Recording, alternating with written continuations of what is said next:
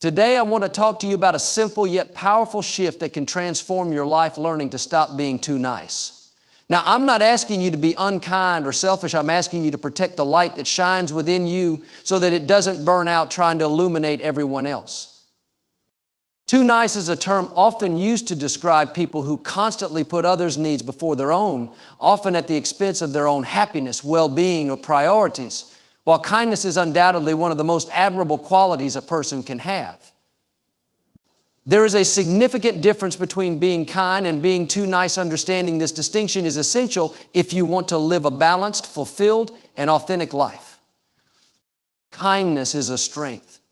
It's the ability to empathize, to show compassion, and to uplift others. When you're kind, you add value to the lives of those around you.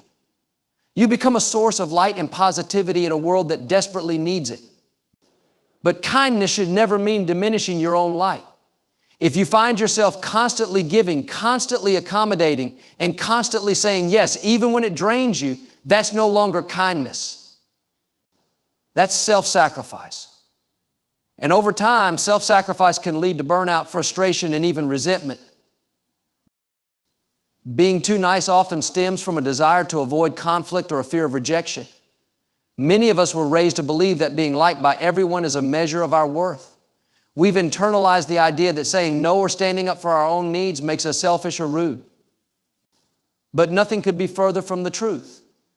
True kindness isn't about people pleasing. It's about showing love and respect for both others and yourself. When you're kind, you can still maintain your integrity, your priorities, and your boundaries. People who are too nice often feel obligated to take on more than they can handle.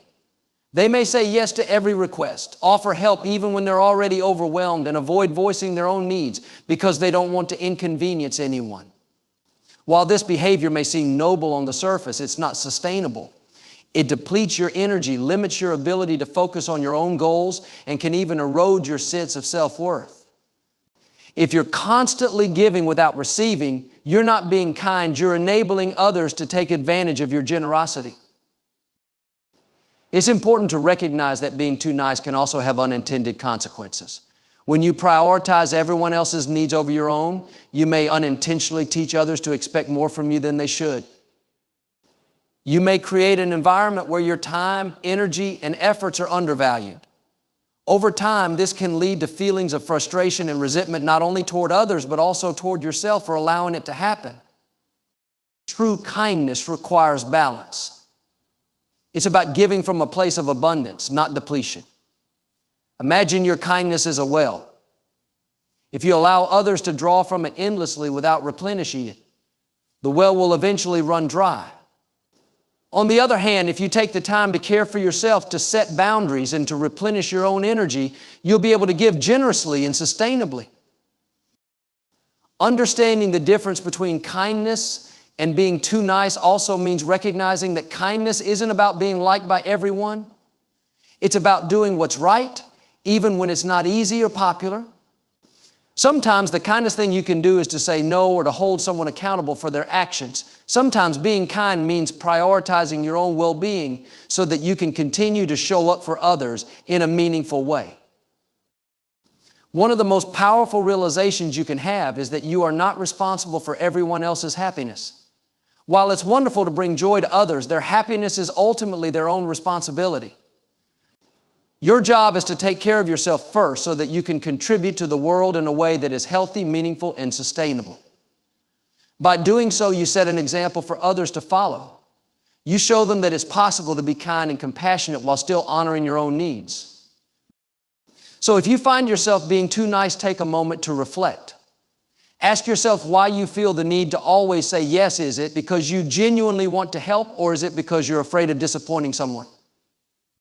Are you acting out of love and compassion, or are you acting out of guilt and obligation? Understanding your motivations is the first step toward finding balance.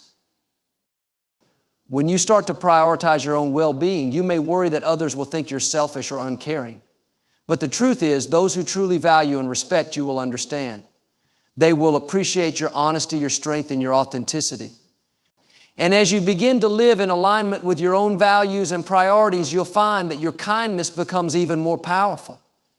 It will no longer come from a place of fear or obligation, but from a place of genuine love and compassion. Kindness should uplift both the giver and the receiver. If your kindness is leaving you feeling drained, unappreciated, or resentful, it's time to reevaluate. Remember, you can only give your best to others when you've taken care of yourself first. By understanding the difference between kindness and being too nice, you empower yourself to live a life that is balanced, fulfilling, and true to who you are. Boundaries are an essential part of maintaining healthy relationships and a balanced life. They are not barriers meant to shut people out, but rather guidelines that define how you interact with others while respecting your own needs and limits. Establishing and maintaining boundaries is a sign of self-respect and self-awareness. It shows that you value your time, energy, and well-being, and it helps others understand how to treat you. Without boundaries, it's easy to lose yourself in the demands and expectations of others, leaving you feeling overwhelmed, undervalued, and even resentful. The absence of boundaries often stems from a desire to please others or avoid conflict. Many people worry that setting limits might make them seem selfish, rude, or unkind. However, the reality is quite the opposite. Boundaries are not about being harsh or rejecting others. They are about ensuring that your relationships are built on mutual respect and understanding. When you set boundaries, you're not only protecting yourself, but also fostering healthier and more meaningful connections with the people around you. One of the most common misconceptions about boundaries is that they are rigid or inflexible. In truth, boundaries can be both firm and compassionate. They can adapt to different situations and relationships, but they always serve the same purpose: to honor your values, needs, and priorities.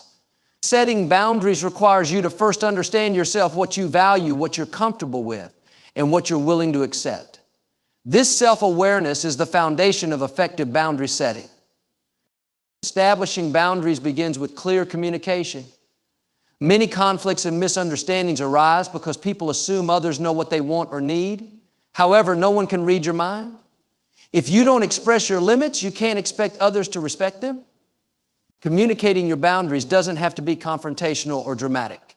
It can be as simple as saying, "I need some time to recharge after work," or "I'm not comfortable discussing that topic." The key is to be clear, consistent, and respectful in how you communicate.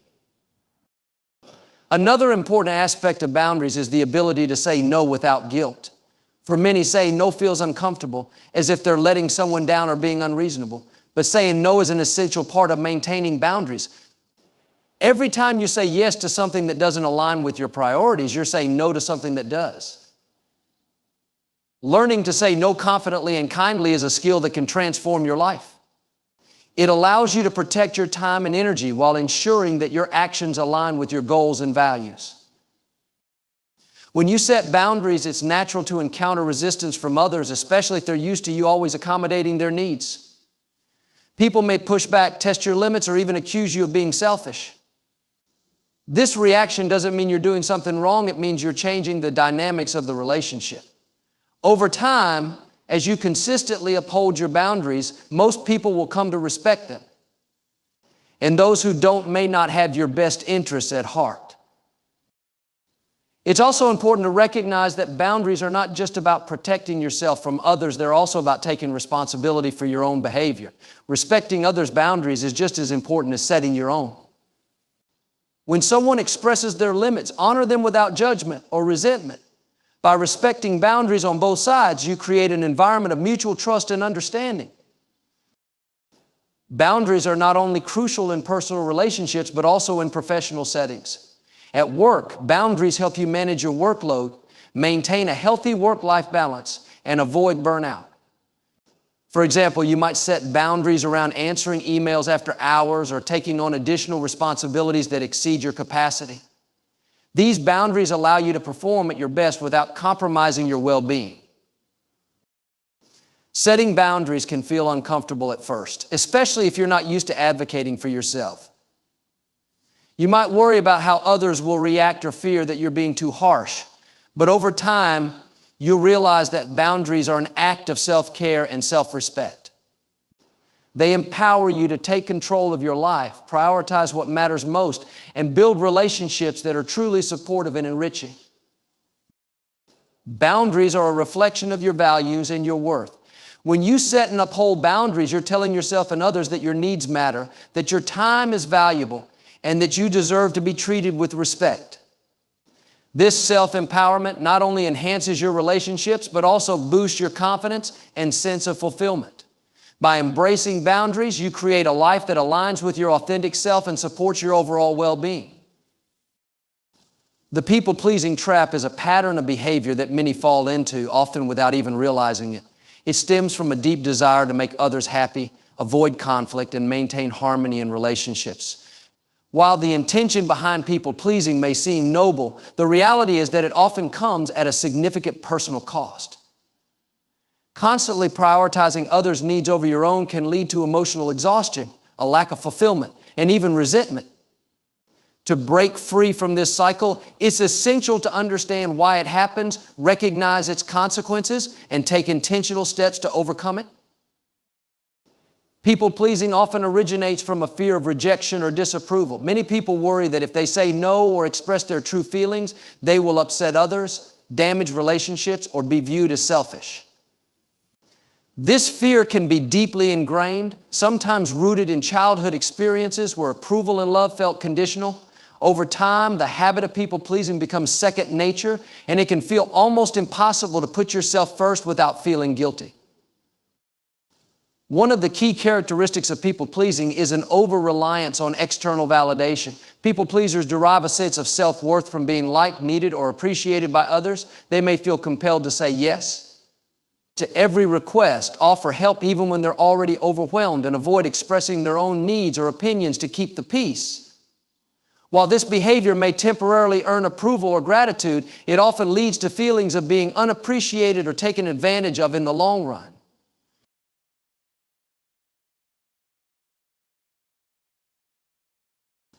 A major consequence of people-pleasing is the gradual erosion of your own identity. When you constantly mold yourself to meet others' expectations, you lose touch with who you truly are and what you genuinely want. You may find yourself saying yes to things you don't enjoy, agreeing with opinions you don't believe in, or taking on responsibilities that don't align with your values or priorities. Over time, this disconnect can leave you feeling empty, unfulfilled, and uncertain about your own goals and desires. Another significant downside of people-pleasing is the toll it takes on your emotional and physical well-being. Constantly striving to meet others' expectations can be exhausting, leaving little time or energy for self-care. You may find yourself feeling drained, anxious, or even resentful toward those you're trying to please. This resentment is not necessarily a reflection of the other person's actions, but rather of your own unmet needs and the imbalance in the relationship. People-pleasing can also hinder your relationships in unexpected ways. While it may seem like saying yes to everything will strengthen your connections, it often has the opposite effect. When you don't express your true thoughts or feelings, you prevent others from truly knowing and understanding you. This lack of authenticity can create superficial relationships that lack depth and mutual respect. Additionally, by always putting others first, you may unintentionally teach them to take your kindness for granted or to expect more from you than is reasonable. Breaking free from the people-pleasing trap requires a shift in mindset and behavior. The first step is to recognize that your worth is not determined by how much you do for others or how well you meet their expectations. You are inherently valuable regardless of whether everyone likes you or agrees with your decisions. Building this sense of self-worth from within is crucial to overcoming the need for external validation. It's important to learn how to set boundaries and say no without guilt. This doesn't mean you stop being kind or helpful. It means you choose when and how to give based on what feels right for you. Saying no can be challenging at first, but it's a necessary skill for protecting your time, energy, and well-being. Remember, every time you say no to something that doesn't align with your priorities, you're saying yes to something that does. Another key step is to practice honest and open communication. Instead of automatically agreeing to requests or suppressing your true feelings, take a moment to consider what you really want or need. If something doesn't work for you, express it calmly and respectfully. For example, you might say, "I'd love to help, but I'm already stretched thin right now, or I appreciate your perspective, but I see things differently. This kind of communication fosters mutual respect and allows for more authentic relationships. It's also helpful to reflect on your motivations for people pleasing. Are you trying to avoid conflict, seeking approval, afraid of being perceived as selfish? By understanding the underlying fears or beliefs driving your behavior, you can begin to challenge them and develop healthier patterns. For instance, remind yourself that disagreement doesn't have to lead to conflict and that saying no doesn't make you a bad person. Give yourself permission to prioritize your own needs and desires. This is not selfish, it's essential for living a balanced and fulfilling life. When you take care of yourself, you have more to offer others from a place of genuine generosity rather than obligation or guilt. You also set an example for others, showing them that it's possible to be kind and considerate without sacrificing your own well-being. Overcoming the people-pleasing trap is not about abandoning kindness or disregarding others' feelings. It's about finding a balance that allows you to be kind to yourself as well as to others. By valuing your own needs, setting boundaries, and living authentically, you can build stronger, healthier relationships and create a life that aligns with your true self. Valuing your time and energy is one of the most important principles for living a fulfilling and balanced life. These are finite resources, and how you choose to spend them shapes the quality of your experiences, relationships, and achievements. Yet many people treat their time and energy as if they're unlimited, allowing others to dictate their schedules, taking on more responsibilities than they can handle, or investing in activities that don't align with their goals. Learning to prioritize and protect these resources is a key step toward creating a life that reflects your values and aspirations. Your time and energy are like currency. Every hour spent and every ounce of effort given is an investment. If you're not intentional about how you allocate them, you might find yourself constantly running on empty with little to show for it. The first step in valuing these resources is to recognize their true worth. Time is the one thing you can never get back. Once a moment is gone, it's gone forever. Similarly, your energy is not infinite. It needs to be replenished through rest, self-care, and activities that bring you joy and fulfillment. A common reason people struggle to value their time and energy is the belief that they must always be available to others. Whether it's saying yes to every invitation, taking on extra work, or constantly responding to messages, many people feel obligated to put others' needs before their own. While helping others and maintaining relationships are important, constantly prioritizing others at the expense of yourself is not sustainable. Over time, this pattern can lead to burnout, resentment, and a sense of losing control over your own life. To break this cycle, it's essential to set clear priorities. What truly matters to you? What activities, relationships, or goals bring you the most fulfillment and align with your values? When you're clear on your priorities, it becomes easier to make decisions about where to invest your time and energy. For example, if spending quality time with your family is a top priority, you might decide to decline certain social events or reduce overtime at work to make room for that. If pursuing a personal goal, such as learning a new skill or starting a business, is important, you'll need to carve out dedicated time and energy for it. Boundaries are a crucial tool for protecting your time and energy. Without them, it's easy for others to encroach on your resources, leaving you feeling stretched too thin. Boundaries allow you to define what you're willing and able to do as well as what you're not. For example, you might set a boundary around work emails, choosing to only respond during business hours, or you might limit how much time you spend helping others with tasks that aren't your responsibility. These boundaries aren't about being selfish, they're about ensuring that you have the capacity to focus on what matters most to you. Saying no is another essential skill for valuing your time and energy. Many people struggle with this because they don't want to disappoint others or appear unkind. However, every time you say yes to something that doesn't align with your priorities, you're effectively saying no to something that does. Learning to say no with confidence and kindness is a way of honoring your own needs while still respecting others. For example, you might say, I'd love to help, but I'm currently focused on other commitments. Or that sounds like a great opportunity, but it's not something I can take on right now. Valuing your time and energy also means being mindful of how you spend them in your daily life. It's easy to get caught up in habits or activities that don't add real value, such as excessive screen time, unnecessary meetings, or tasks that could be delegated or eliminated. Conducting a time audit can help you identify areas where your time and energy might be leaking away. Once you're aware of these patterns, you can take steps to refocus on what truly matters. It's important to remember that rest and self-care are not luxuries, they're necessities. Just as you wouldn't expect a car to run without fuel, you can't expect yourself to function at your best without taking the time to recharge. Valuing your time and energy means recognizing the importance of downtime and allowing yourself to rest without guilt. Whether it's spending a quiet evening reading, taking a walk in nature, or simply doing nothing, these moments of rest are essential for maintaining your physical, emotional, and mental health. Valuing your time and energy also means surrounding yourself with people and activities that uplift and inspire you. Some relationships and commitments can be draining, while others are energizing and enriching. Pay attention to how you feel after spending time with certain people or engaging in certain activities. If something consistently leaves you feeling depleted, it might be worth reevaluating whether it deserves a place in your life. Valuing your time and energy is about taking ownership of your life. It's about recognizing that you have the power to decide how you spend your resources and that you don't have to say yes to everything or everyone.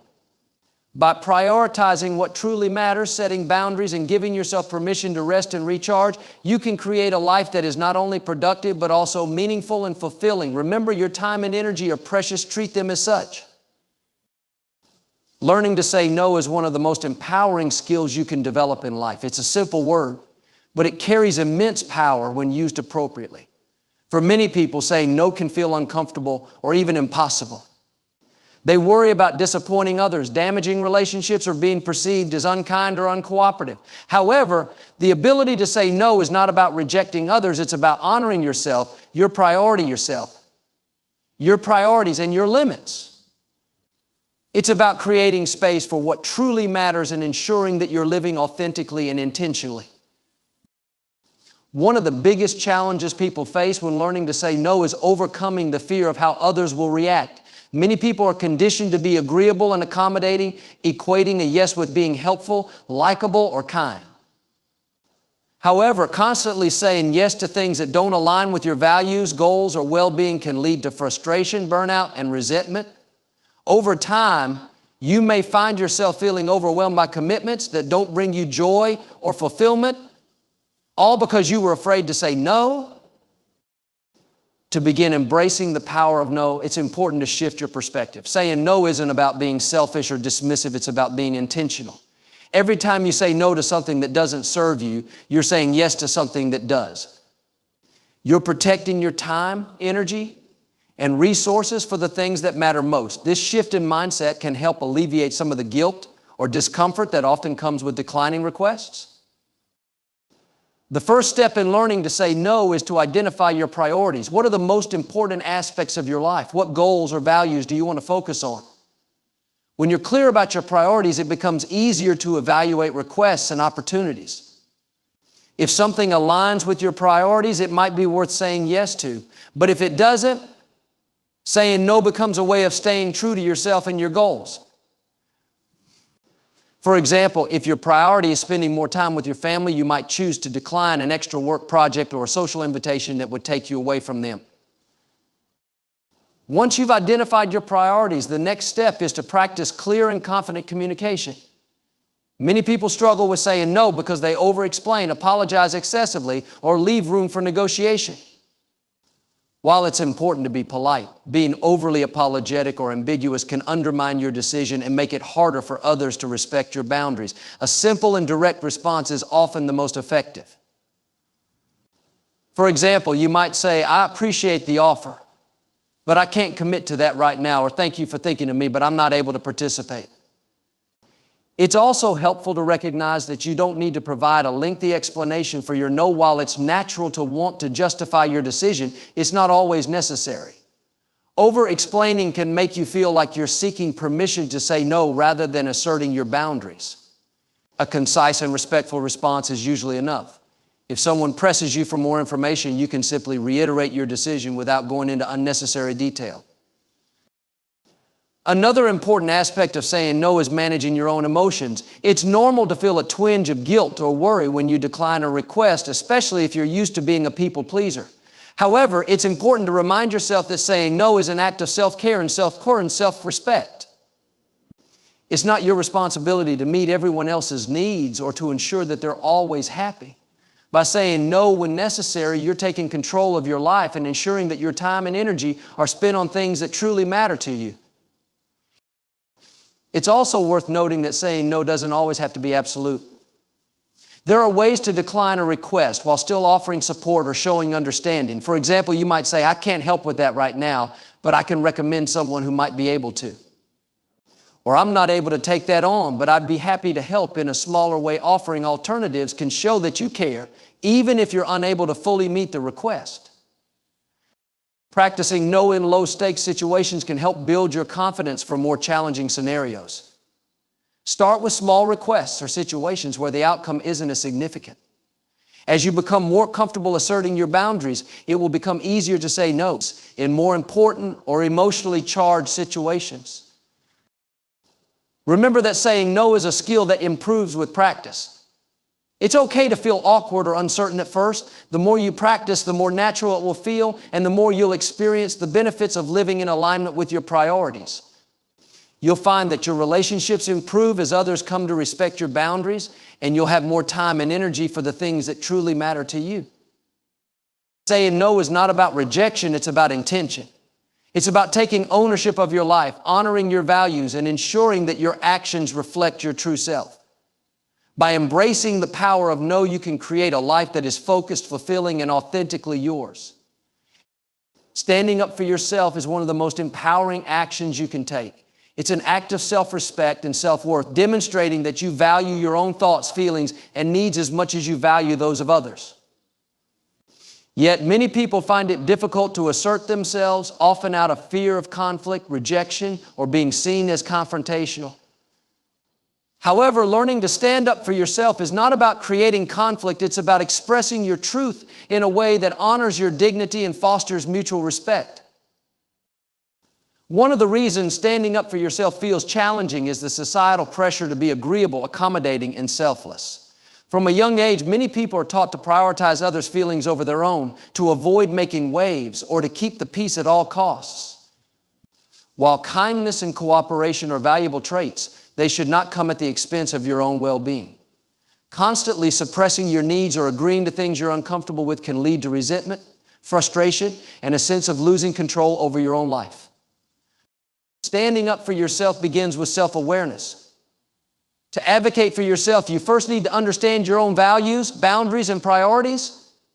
What matters most to you? What are you willing to tolerate, and what crosses the line? Taking time to reflect on these questions can help you gain clarity and confidence.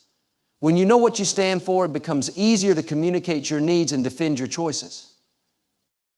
One of the key aspects of standing up for yourself is learning to communicate assertively. Assertiveness is not about being aggressive or domineering. It's about expressing your thoughts and feelings in a way that is clear, respectful, and direct. For example, instead of passively going along with something you disagree with or aggressively confronting someone, assertiveness involves calmly stating your position. You might say, I understand your perspective, but I see things differently. Or I appreciate your input, but I need to make this decision based on what feels right for me. Assertive communication also involves using statements to express how you feel without blaming or accusing others. For instance, instead of saying, you never listen to me, you could say, I feel unheard when my ideas aren't considered. This approach focuses on your experience rather than placing blame, making it easier for others to understand your point of view without becoming defensive. Another important element of standing up for yourself is setting boundaries. Boundaries are essential for protecting your time, energy, and emotional well-being. When someone crosses a boundary, it's important to address it calmly but firmly. For example, if a colleague repeatedly interrupts you during meetings, you might say, I'd appreciate it if I could finish my thoughts before we move on.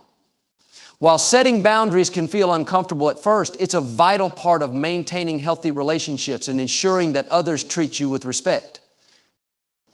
It's also important to remember that standing up for yourself doesn't guarantee that others will always agree with or accept your perspective. Some people may react negatively, especially if they're used to you being more accommodating. However, their reaction is not a reflection of your worth or the validity of your stance. Standing up for yourself is about honoring your truth regardless of how others respond. Over time, most people will come to respect your boundaries and appreciate your honesty. Confidence plays a significant role in standing up for yourself. If you doubt your own worth or feel unsure about your decisions, it can be difficult to advocate for yourself effectively. Building confidence takes time and practice. But it starts with recognizing your inherent value and believing that your voice matters. Celebrate your strengths, acknowledge your accomplishments, and remind yourself that you deserve to be treated with respect. It's also helpful to surround yourself with supportive people who encourage you to stand up for yourself and affirm your worth. Positive influences can make a big difference in building your confidence and reinforcing your sense of self. Conversely, if you're consistently around people who dismiss or belittle you, it may be time to reevaluate those relationships. Standing up for yourself doesn't mean you have to handle every situation perfectly. There will be times when you struggle to find the right words, feel nervous, or second-guess your decisions. That's okay.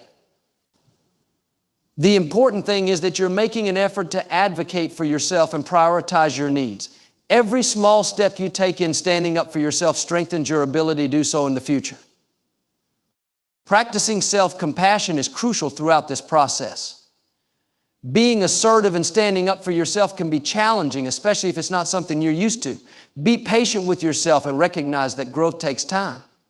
Celebrate your progress, even if it feels incremental, and remind yourself that you're on a journey of self-empowerment. Standing up for yourself is about living authentically and ensuring that your voice is heard. It's about embracing your own worth and refusing to let fear or doubt silence you. By advocating for yourself with confidence and respect, you create a life that honors your values, fosters genuine connections, and reflects the person you truly are. Letting go of guilt is one of the most liberating and transformative steps you can take toward living a more balanced and fulfilling life. Guilt. While sometimes a natural response to situations where you may have caused harm or made a mistake, can often become a burdensome emotion that keeps you trapped in self-doubt, regret, or obligation. Many people carry guilt for things that are not their responsibility, or they allow it to dictate their decisions, preventing them from setting boundaries, saying no, or prioritizing their own needs.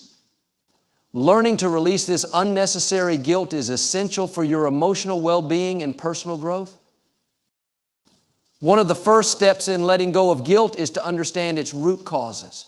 Guilt often stems from a sense of obligation, societal expectations, or deeply ingrained beliefs about what it means to be a good person.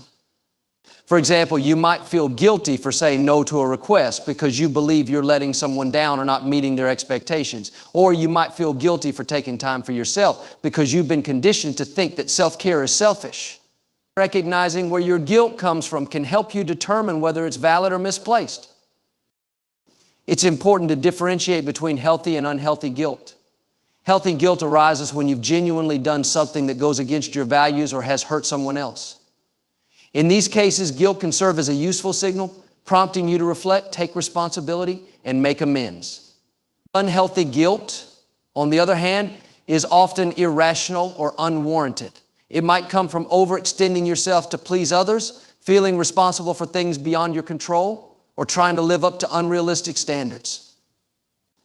Understanding this distinction can help you determine whether your guilt is serving a constructive purpose or holding you back. To let go of guilt, it's essential to reframe your mindset around responsibility and self-worth. One of the reasons guilt can feel so heavy is the belief that you are responsible for everyone else's happiness or approval.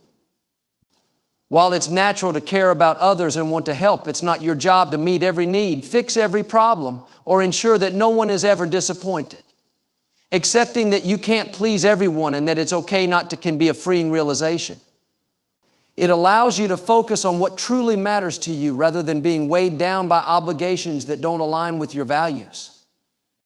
Self-compassion is another powerful tool for overcoming guilt.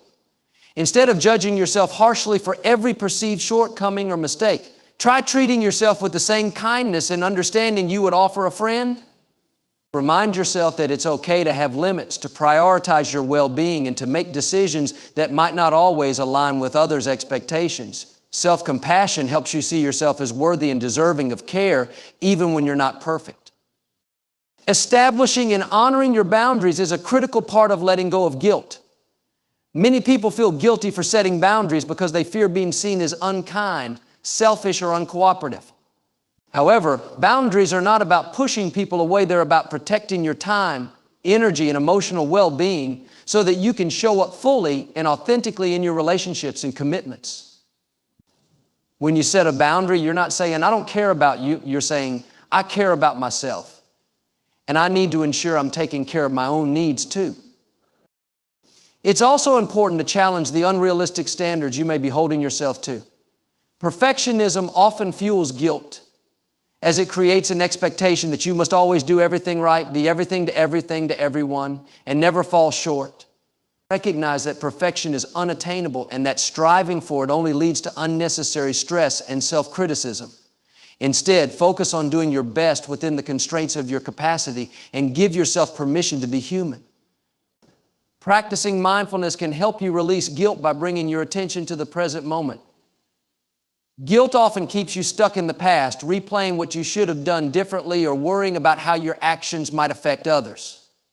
Mindfulness encourages you to acknowledge these thoughts without judgment, then gently redirect your focus to the here and now.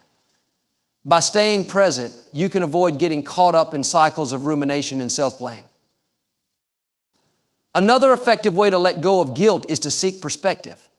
Talk to someone you trust, a friend, family member, or therapist who can provide an objective view of the situation.